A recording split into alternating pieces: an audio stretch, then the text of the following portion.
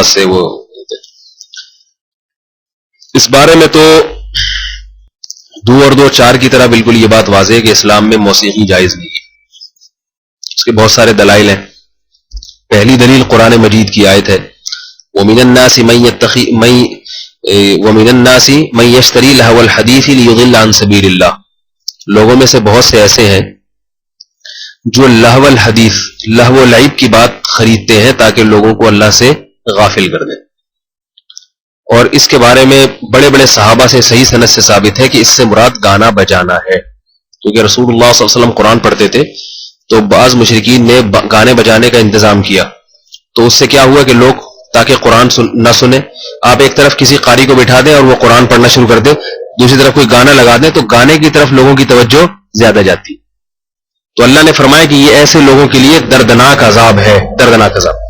موسیقی انسان کو قرآن سے غافل کرتی ہے. یقین نہ آئے تو تجربہ کر کے دیکھ لیں نا. ایک دفعہ قاری کو بٹھا دیں، تلاوت سنو اور کسی کو گانا لگا دیں کسی کا، تو آپ دیکھیں گانے میں تو آپ بس میں گانا لگتا ہے کیسے سر دھننا شروع کر دیتے.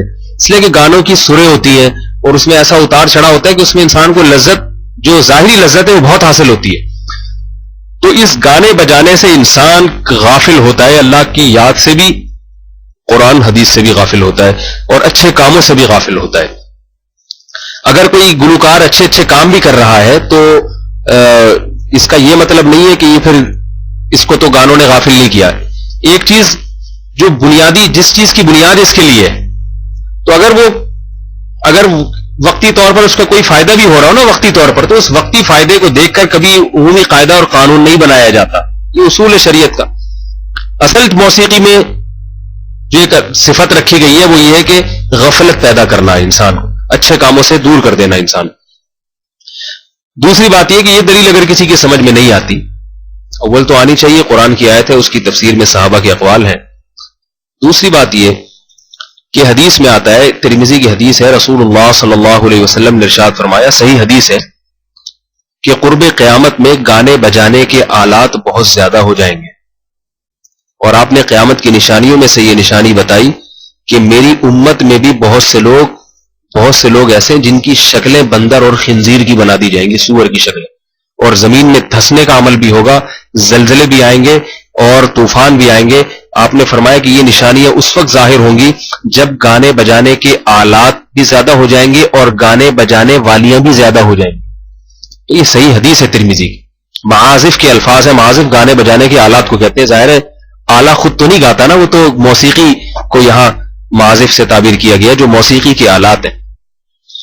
تیسری بات یہ، وعلیکم السلام، تیسری بات یہ کہ اگر موسیقی کی اسلام میں گنجائش ہوتی تو موسیقی کی دھن ایک ایسی چیز ہے جس کی طرف ہر ایک کی توجہ جاتی ہے، ہر ایک کی توجہ. یہ ایک انسان کو وقتی طور پر ریلیکس کرنے کا ایک سستا اور بہترین آلہ ہے. وقتی طور پر انسان اس سے ریلیکس ہو جاتا ہے. جیسے شراب پی کے وقتی طور پر فٹ فاٹ ہو جائے گا، نہیں ہو جائے گا، وہ الگ بات ہے، اس کے پر نتائج آہستہ آہستہ بھیانک نکلتے ہیں.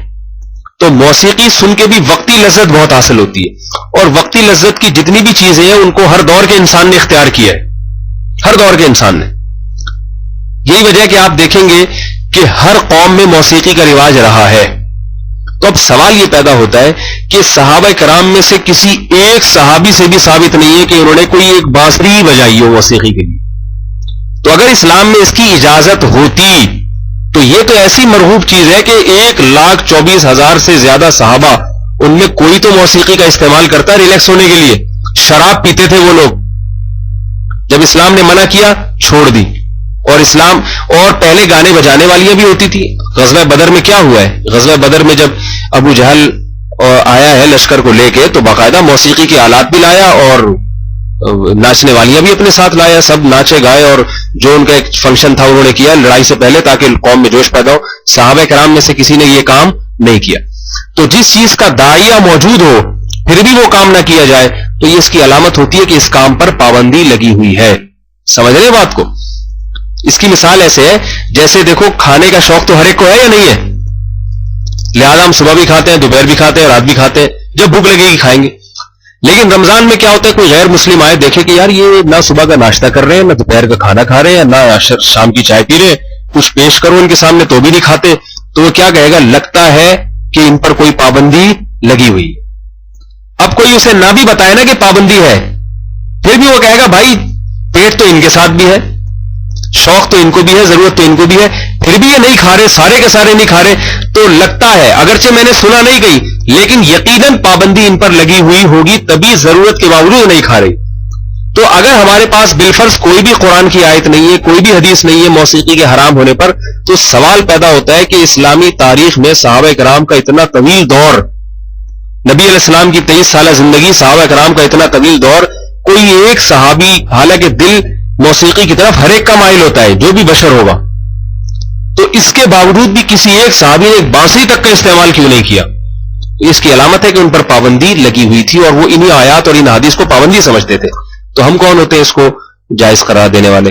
اور حقیقت یہی ہے کہ داؤد علیہ السلام کی چونکہ آواز بہت خوبصورت تھی، اس لیے ان کی آواز کو موسیقی کی دھنوں سے بعض لوگ تعبیر کر دیتے ہیں، جیسے موسیقی کی دھنیں ہوتی ہیں جھوم جاتا ہے آدمی، تو بعض لوگوں کی آواز بڑی شاندار ہوتی ہے، تو داؤد علیہ السلام کو تو معجزہ ہی آواز کا دیا گیا تھا، اتنی خوبصورت آواز تھی کہ وہ پرندے ان کی آواز سن کے ٹھہر جایا کرتے تھے، اور جب تلاوت کرتے تھے تو پرندے ٹھہر جایا کرتے تھے، انسان اور جنات کھڑے ہو کر سنتے تھے، تو اس لیے ان کو جو ہے نا وہ اس سے تعبیر کیا جاتا ہے۔ اس کا یہ مطلب نہیں معاذ اللہ کہ وہ کوئی بانسری لے کے بیٹھتے تھے یا کوئی موسیقی بجاتے تھے، یہ پیغمبر کی بہت بڑی توہین ہے، پیغمبر پر بہت بڑا بہتان ہے، اللہ تعالیٰ اس کی سے حفاظت فرمائے۔